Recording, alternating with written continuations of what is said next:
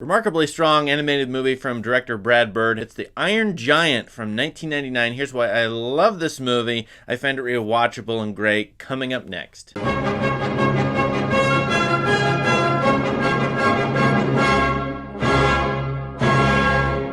The Iron Giant is actually based on a book by the British poet Ted Hughes, which is a poetic, elegiac sort of book. But I find this is a really great adaptation of that book, set in American context. The movie takes place in Maine. It's during the Atomic Age. There's all kinds of 1950s cultural stuff going on in this movie. I think that setting really amplifies the stakes of the film. While this movie rewards rewatching, and we'll get into why it's more complex than it looks on the surface, I do want to say, first off, this movie is picturesque. There are many great moments, many great shots in this movie that you can snapshot and put on a wall frame, put on your desktop display. They just look gorgeous and lovely. I love the animation in this movie. And this is at a moment when three-dimensional animation was coming into vogue with Pixar, for example. But they stuck to 2D animation here. I think it works very beautifully, especially with the Iron Giant himself being more a three-dimensional figure, and the idea in this movie of him trying to become more well-rounded character, person, or creature.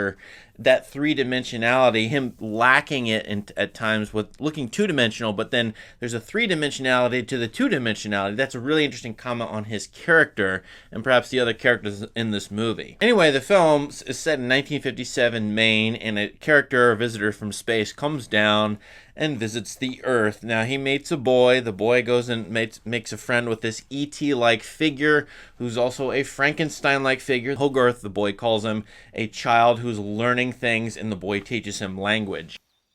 See this? This is called a rock. Rock.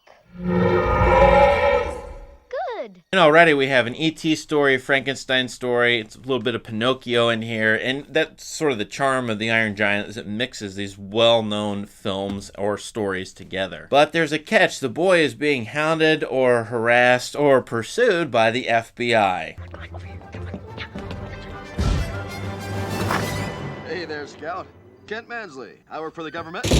And the FBI in here is pretty nasty. One of the most negative depictions of the U.S. government or the FBI probably ever put on film, or at least an animated film, this character of the FBI agent, voiced wonderfully by Christopher McDonald, who was kind of a bad guy in movies at this time. And he pursues a little kid, literally watching the kid as he sleeps, wanting to find out what this strange being is, who this monster is, whether it's a Soviet weapon or not. Of course, this is a Cold War era movie. The boy's name is Hogarth Hughes, a pun on Howard Hughes, and he runs into a beatnik voiced by Harry Connick Jr., an artist who takes scrap metal, makes art out of it, and at first he's hesitant to accept the giant, but he does eventually help the boy hide the giant from the big bad FBI agent. So, where'd he come from? He doesn't remember. He's like a little kid. Little, yeah. As the movie goes along, keeps upping its stakes and telling us more about the giant, where he's from, who he is, what his internal questions and problems are. And this movie actually is an Ontology 101 movie. Ontology being this branch of philosophy on being. Who are we? Why are we? What are we capable of? All these questions come up for the boy, for the United States of America, for the beatnik, and for the giant himself. Don't do that! Why? It's dead, understand?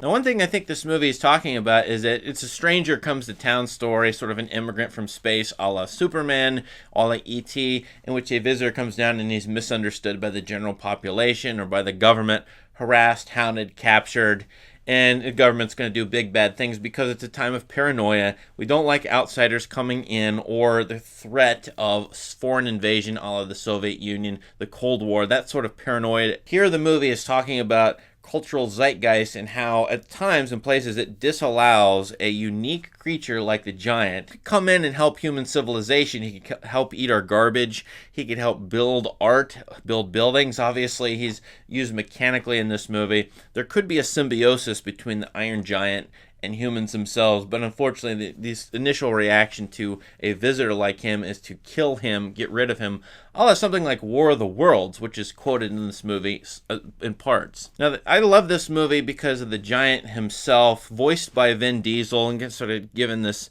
electronic but gravelly, metally voice, which is really great and affecting.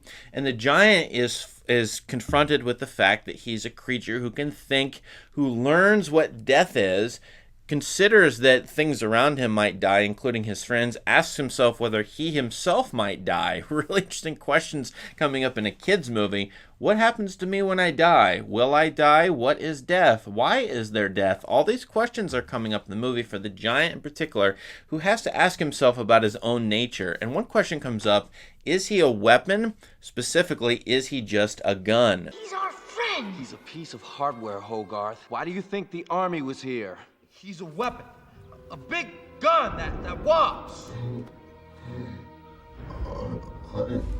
I'm not gun. Giant, of course, is defensive or reactive. When he's faced with a weapon coming at him, pointed at him, he turns into a red-eyed monster a la the Incredible Hulk and goes and tries to destroy that thing with a gun, the thing that's trying to harm him or harm his friends. However, he seems programmed to do this. It automatically kicks in that he is attacking when he's confronted with a weapon, which is really interesting because the choice for the giant in this movie is, will you be Superman or will you be a weapon of mass destruction, a la the atom bomb or some super weapon? Will you be a force for good or a force for evil? That's a very basic choice for the giant in this movie, but he's learning that. I think I'm really struck by one very short sequence in the film, which I think is the Iron Giant's dream. In his dream, I think he's thinking about his home planet, wherever he's from, and he was either an alien creature in a civilization there, in which their entire planet blew up for some reason. They may have been in a Cold War-like setting in which there was mutual destruction going on, a la the US and the Soviet Union, the threat of that, in 1957 or during the Cold War. Or the giant was a weapon built by that civilization and helped destroy, or was part of the weapon systems that helped destroy that entire civilization. There's a threat then when the giant comes, and maybe the government's actually right in order to be worried about him because he could turn into a weapon of mass destruction. We see later in the movie what he's capable of and how much destruction he can, create.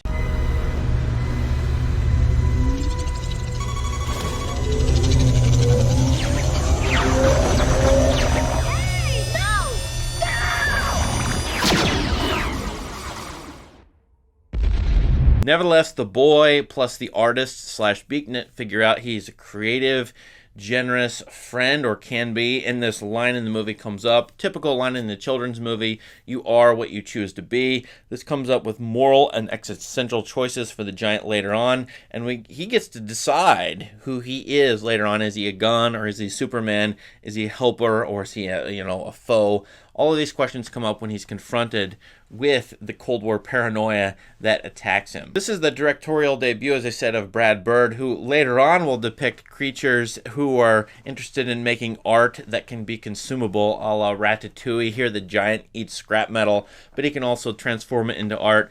Interesting that this movie then, is so down on the FBI, fairly neutral on the U.S. military, who are used and manipulated perhaps by the FBI, and then is fairly praiseworthy of artists and beatniks. Here, the Harry Connick Jr. character, being creative, being generous, is, I think, a value of Brad Bird. You can see it in Ratatouille. I think it's in Tomorrowland, and maybe his other movies too. But I find he really, in this case, is about the artist being a generous person and creative thinker, and the Iron Giant has those capabilities in him, awakened by the artist beatnik, who is, on the one hand, accepting and open, but also kind of a powerful guy who is the voice of reason later in the movie. So this very positive depiction of the artist character is interesting in comparison to the FBI, the very nasty FBI figure. I've seen this movie probably 6 times over the years. I just watched it with my 8-year-old son. He loved it, and once again, I never cry in movies. There's probably only a couple movies I might have ever cried in, and that's just a tear or two. But this movie always gets a little tiny tear from me near the end. I just am a sucker for what happens at the end of this movie, which I think is great and wonderful.